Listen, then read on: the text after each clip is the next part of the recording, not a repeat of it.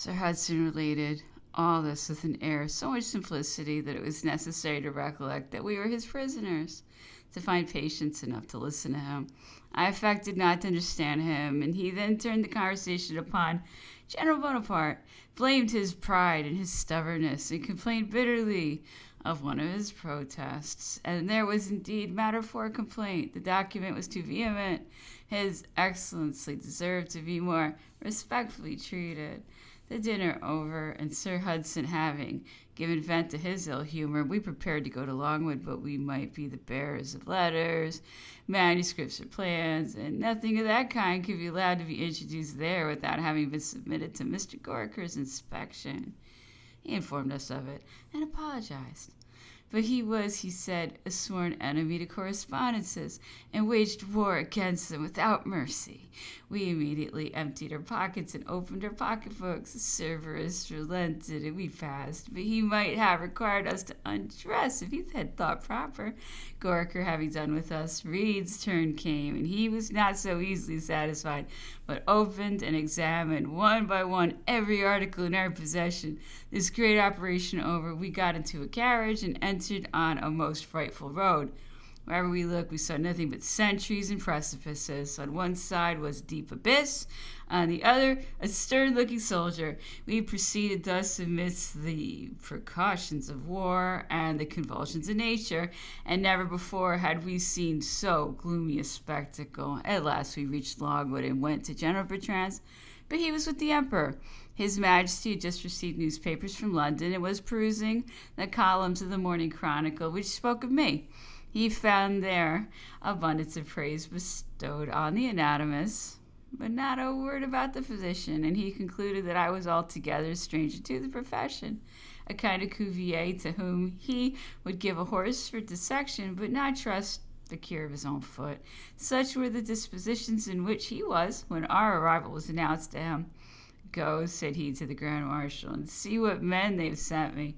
Observe particularly the physiologist.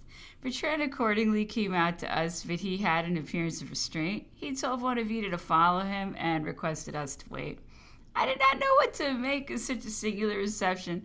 I remained petrified with astonishment, and Vignali felt no less surprised. The general soon appeared again, and I followed him into an adjoining room. He requested me to sit down and asked me how long it was since I had left Rome, whether I knew the emperor's family, how were Madame Mère, the Cardinal, Lucien, Pauline, etc., how it had happened that I had been selected to come out to St. Helena, in what capacity I came, where I had practiced, whether I had any letter or message for Napoleon from his family, what motive had induced me to leave Italy for this rock, whom I had seen on my way from Rome to London, what persons I had frequented in the latter capital, and what had been said to me.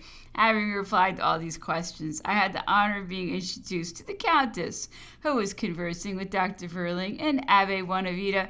She received me very kindly and asked me some questions relative to the countries we had passed through.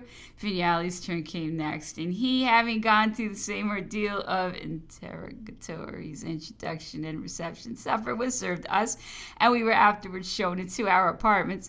I was beginning to undress when Count Bertrand came once more and requested me to go to General Monttalon, who had something to say to me. I went and listened to what he said, utterly at a loss to account for the motive of so strange an interview. I, however, soon recovered my presence of mind and replied that a noble feeling of pride had alone prompted me to come to St. Helena, that I had been inspired with the ambition of becoming useful to the greatest man of the age, that no sacrifice had been considered too great to serve the emperor, and that if my services were not agreeable, I would make another by embarking for Europe immediately. Having said this, I withdrew into my apartment, but fatigue and sleep were gone. The interview had banished both. I met in my antechamber the cook Chandelier, who, having no room yet, asked me to allow him to pass the night there. I could not close my eyes, and was curious to know whether he had met with the same kind of reception as I did. He told me in reply to my questions that he had been welcomed by his comrades, but that they had asked him numerous questions concerning our journey, the persons we had seen, and the news we had heard. He added that the emperor had sent for him and Corso, and had inquired of them what was said at Rome of the choice of the physician and of the priests, what they had seen and heard of them at London, and what houses they frequented in that capital. It was now evident that I excited mistrust and suspicions, and that my character had been misrepresented. But how that had been done was what I could not understand. Day appeared, and I found myself calmer and resolved to wait patiently until the mystery should be unraveled. In the course of the morning, I had a third visit from Count Bertrand.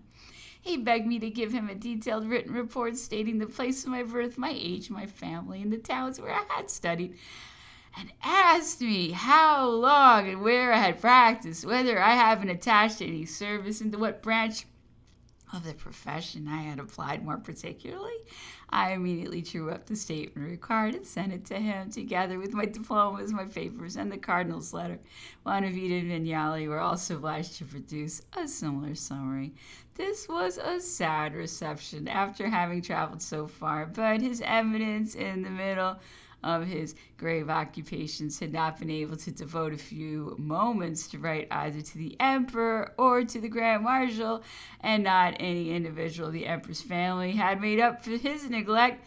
Added to this the circumstance of our being sent by the English government, recommended by the English minister, and graciously received by the governor, and there was more than enough to awaken suspicion. Another circumstance also concurred to give to the whole affair the appearance of intrigue. The cardinal, who had not had time to give us a letter of introduction, had, however, found leisure enough to concert the means of making Vignali Napoleon's physician, and to write to countless causes for that purpose, requesting him to recommend the missionary to the emperor. But Las Casas did not think proper to transform a priest into a physician, and he contented himself with giving the cardinal's letter to the abbe, who had hastened to deliver it, little foreseeing the effect it would produce. Ultimately, however, everything was arranged. We were Frenchmen and Corsicans, and could not in that double capacity be the agents of England. Napoleon therefore admitted us into his service. This point settled, I prepared to fetch my baggage, which had remained on board, and Sir Hudson Lowe having so strongly protested that we should be allowed freely to go about the island. I thought of going alone, but the officer on duty at Longwood had received orders, and I was obliged to accept his offer to accompany me. I therefore went on board the Snipe, closely watched, and every one of my movements strictly observed. But what was my surprise in finding our excellent captain in precisely the same situation? "What guards, Captain?" I said to him. "How is this? What accident has happened?" "Oh, that blank of a governor." "What, Sir Hudson?" "Well, he prevents me from going ashore and selling my goods." "For what reason? Have you offended him?" "My pigs and my claret disappear." "And your ducks?" "Eat more than they're worth." "But once more, what fault have you committed?" "Those cursed books." "What, those religious tracts?" "Religious indeed! It is a treacherous snare, downright murder. Look at those pigs and those plagues. What a loss!" "But those works were on pious subjects." "You thought so, and so did I when I took them. But it turns out they are the books that cursed O'Meara has written against the governor. I left him bewailing his fate, and having landed my luggage, I returned to Longwood. All doubts and suspicions are now dispelled, and I received the following letter from Count Bertrand, informing me that I was appointed surgeon in ordinary to the emperor. Longwood, the 22nd of September, 1819. Monsieur Antommarchi, the emperor accepts you as his surgeon and allows you a salary of 9,000 francs a year. Your functions will commence as soon as you shall have taken the oath, for which purpose I request you will call upon me at 2:15. I have the honor to be your very obedient humble servant, Count Bertrand. I accordingly repaired to the Grand Marshal's at the appointed hour and made the engagement required of me. I was not to communicate or say anything to the English, and I was to take special care not to give them the least information respecting the progress of Napoleon's disorder. All I had myself heard and experienced had taught me what people we had to deal with, and had not disposed me to be very confiding with them. I therefore swore that I would not repeat or communicate anything, and I had the honor of being introduced to His Majesty. The room was small and very dark, and Napoleon was in his bed, so that at first I did not see him. I approached silently with a kind of religious awe. He perceived it, and addressing himself to me most graciously, Approach, Capo Corsinaccio, he said in Italian, the language he ever afterwards used in our conversation. Approach, so that I may see you more distinctly, and above all, that I may hear you better, for on this miserable rock I am become quite deaf. I approached, and Napoleon having cast upon me a look which seemed rather favorable, I have, continued he, been very near your country in my youthful days. I landed not far from Marsilia, at the port of Macinaio, and thence I went to Roglioni, where I saw a fine house painted after the Genoese fashion, to Torino, to Porticciolo. I was on my way to Bastia, but, will you believe it, I had the greatest trouble in the world in finding a horse and a man willing to accompany me. I, however, succeeded at last. The skeleton of a horse they gave me could hardly stand on its legs, but it was accustomed to the steep and rugged roads we had to pass, and I found it extremely useful. I arrived at Bastia. I was very well satisfied with my guide, and he had no reason to be dissatisfied with me. The Cape is the most sterile part of all Corsica, and yet its inhabitants are the best husbandmen and the most industrious traders in the whole island. Poor but intelligent, bad soldiers but excellent sailors. They are in general sober, peaceable, and honest. They enjoy profound peace, even when other districts are a prey to the most violent agitation. Their manners and habits are quite different from those of our countrymen, who live in the mountains, and they tremble before the latter, and not without cause. The mild and placid disposition of the inhabitant of the plain cannot cope with the haughtiness and impetuosity of the mountaineer. Generally speaking, your countrymen are poor. They work hard. They exhaust themselves in endeavoring to fertilize their soil, or rather their rocks. But their labor produces very little, and they find it difficult to earn a subsistence.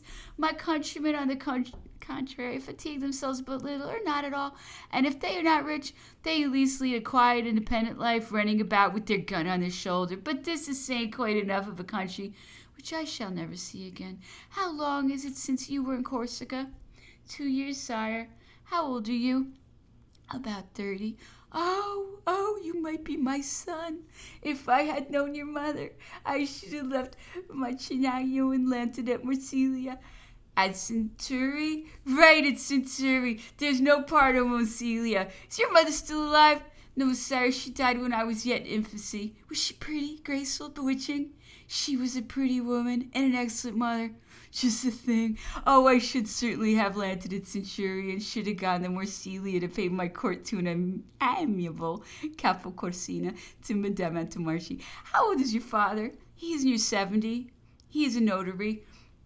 Does he sometimes, like his worthy colleagues, make false acts or forge wills? I did not answer. He repeated the question, laughing louder. My father enjoys the esteem and confidence of the whole district wherein he lives.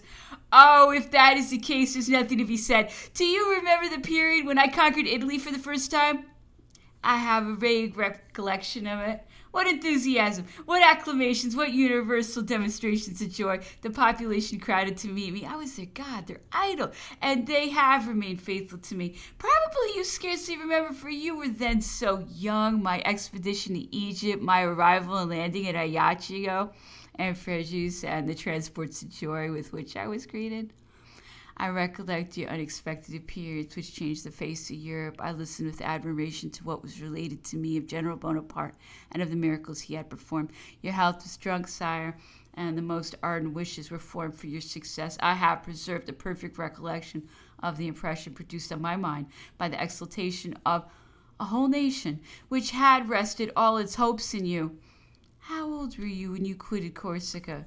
About 15. There are at Leghorn some very rich Capocorsini. Yes, sire, some are become patricians, others have been made noblemen. The Grand Duke has treated them very well. You studied at Pisa? I commenced my studies at Leghorn and continued them at Pisa and Florence. At what period? I was received a doctor in philosophy and medicine at the University of Pisa in the month of March 1808. I afterwards went to Florence, where I applied myself to anatomical researches and was attached to the hospital of St. Marie-Neuve. In 1812, I obtained from the Imperial University the diploma of surgeon, and the president appointed me anatomical prosector attached to the Academy of Pisa. I resided in that capacity at Florence, where I practiced until my departure. was the Grand Duchess Elisa beloved in Tuscany. She was both loved and feared. Did she do anything to conciliate the affection of her subjects? She cherished the fine arts, extended her protection to science, and governed solely with a view to the public welfare. She was adored at Lucca, where she had formed good and useful establishments. I believe she is very rich. The Tuscans have been pleased to see their former Grand Duke again. Do you not think so? His sway is very mild, and he is beloved by the people whom he governs. With the exception of the speculators of Leghorn, to whom nothing comes amiss, the Tuscans are an excellent people, enlightened, industrious, skilled in agriculture. They occupy the finest country in Italy. But what motive has prompted you to forsake the delightful residence of Florence, your patrons, your employment, your occupations for this miserable rock? What considerations have induced you to come and share my exile? Your Majesty may have presaged, I seek neither gold nor favors. I have set no price on my services. I have stipulated no conditions. It was proposed to me to approach a person, and that glory sufficed me. I desire no other reward. But why, before you agreed to the proposal of your friend Colonna, did you not secure to yourself a competency from my family? Pecuniary advantages are inadequate compensations in my mind. Glory alone could determine me. Glory is a very fine thing, but if, as it very nearly happened, you had been sent away, what would you have done? In what an embarrassing situation you would have found yourself. Such a reception would have deeply affected me, but still, I should have the satisfaction of having been on this miserable rock. My profession would everywhere have placed me above want. My only regret would have been to see my actions misjudged and my motives misunderstood. You are a Corsican, and that consideration has saved you, but still, you might not have suited me. You might have been dismissed, and if so, what would have been the consequence of your imprudent compliance? These reflections are just, but they did not occur to me. Your lucky star has made all right, but I am sorry this affair wasn't trusted to the cardinal, and that he has behaved as he has done. I ask him to send me a surgeon, and he selects you. You are young, but still he selects you. And at the same time, he writes a letter to Las Casas, which the priests have delivered to me, in which he insists upon my employing Vignali only, and yet I am very certain Vignali has not studied more than 3 years, though he himself told me 4. I must confess that letter displeased me exceedingly. Neither my mother nor the cardinal has written to inform me of your departure, and I mistrusted every individual composing your expedition. You must have felt surprised and hurt at the repeated visits to the Grand Marshal and at the questions he addressed to you. Very much indeed, sir. I felt confused and humbled. I could not account for the existence of the suspicion entertained against me. Think no more about it. You shall be my surgeon. Consider me as your father. I have informed Abbe Vignali that I will not allow him to practice at Longwood. He shall not try his skill upon anybody, not even the lowest foreigner. Let him apply himself to his ecclesiastical duties. That is his profession. I have told him this through the medium of his superior Bonavita, an excellent old man whom I scarcely saw at Alba. I very much fear he has come out here to be burned. I recommend him to your care. He deserves our goodwill and protection. I have blamed him very much for having accepted the cardinal's proposal at his age, infirm and feeble as he is. A man should not have to take so long and perilous a voyage. After having pondered a long while, Archbishop sends me a very respectable man, no doubt, but one so broken with age and infirmities that he cannot be of any service to me. The Grand Duke must have been delighted to see a person employed in his service come out to try the resources of his art in administering relief to me on this rock. I should suppose so, sire. You have been so kind to him. I was very well acquainted with him. Marie Louisa was partial to him, and he was not insensible to the charms of the Queen of Naples, Caroline. I have always considered him a worthy prince. How long did you remain at Rome? About 2 months. You had time to know that city well. I'm really sorry not to have seen it. I intended to restore it to its former splendor, to make it the capital of Italy, but fate had ordered otherwise. Part of my family resides there. The Pope is a good old man, whom I have always treated well. Now speak to me candidly. Give me some intelligence reporting my relations. Begin by Madame Mère, la Signora Laetitia. She is not disheartened by adversity. She bears it with courage, resignation, and dignity. Does she receive company?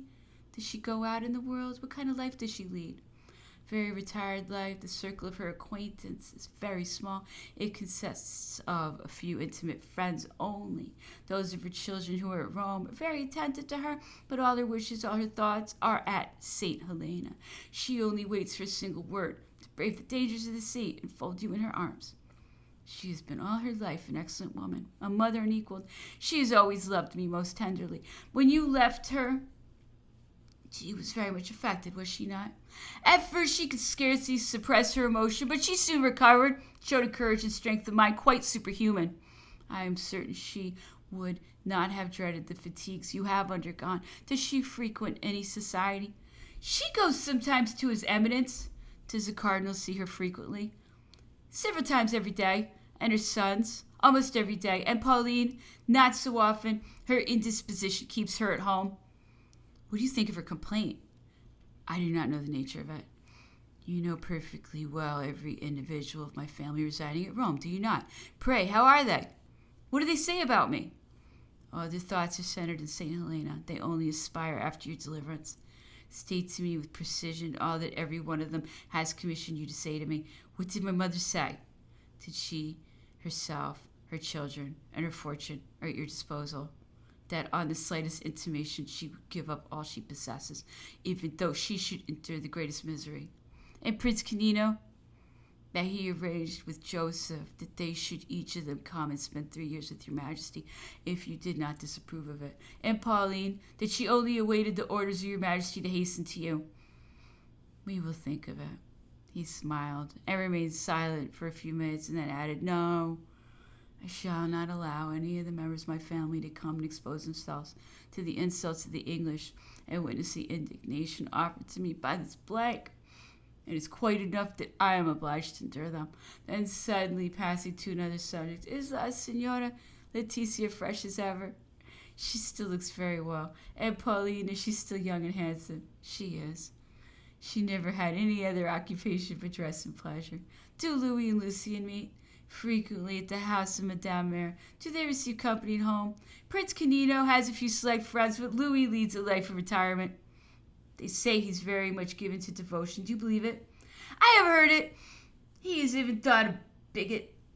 The emperor laughed. What do you think of his health? It is in a most deplorable state. Remedies are henceforth unavailing. What a handsome young man he was at the time of my first expedition in Italy. He has been lost by his timidity. How unfortunate it was that I was not informed of it in time. He would have preserved his health. He would have fulfilled his destiny. His sufferings would not have rendered him incapable of following the path of glory, and he would have shared in our triumphs. How many sons has Prince Canino? I told him. How many daughters? I told him also. Whom do you see whilst you were at Rome? I named all the persons whose society I had frequented in that city.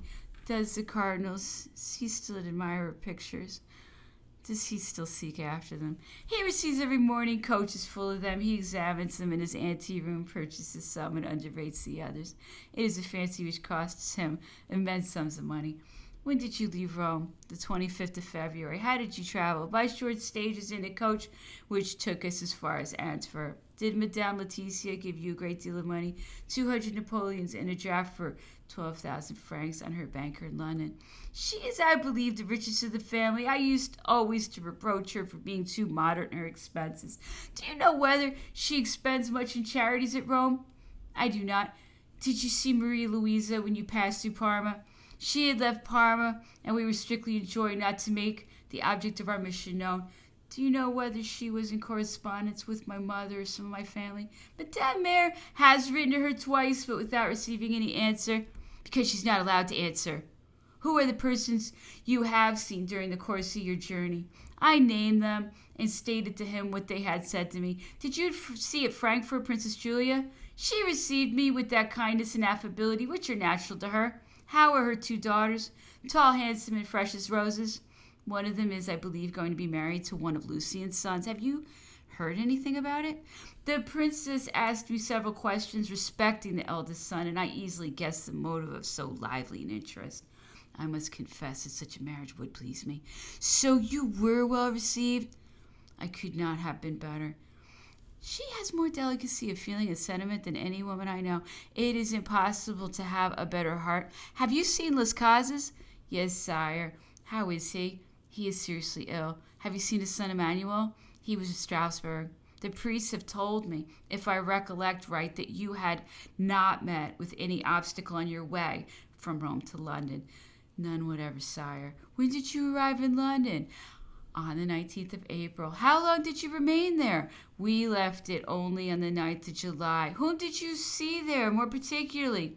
Physicians and professional men, chiefly those who have practiced within the tropics. When did you call upon Lord Bathurst? 2 days after our arrival. What questions did he ask you? He spoke to us about Rome, the Cardinal, Madame Mayor, Prince Canino, and asked if they really believed that you were ill. What did you reply? That there could be no doubt on that subject, and that the reports of O'Meara and Stocco did not admit of any.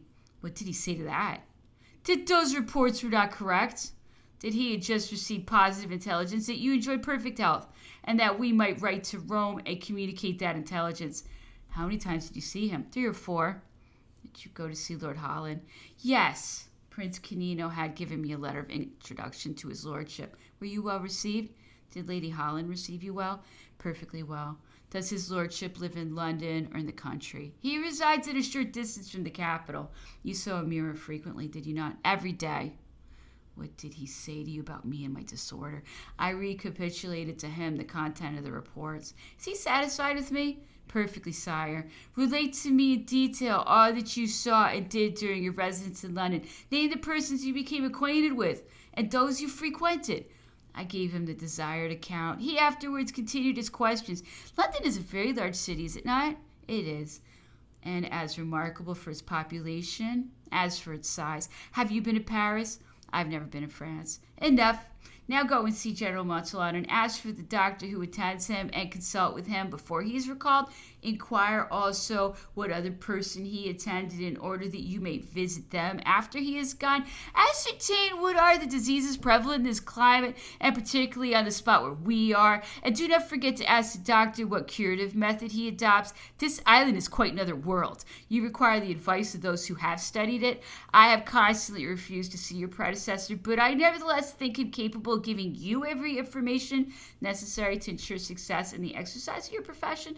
Try to persuade him to remain a few days longer that you may acquire all the information it is essential for you to obtain.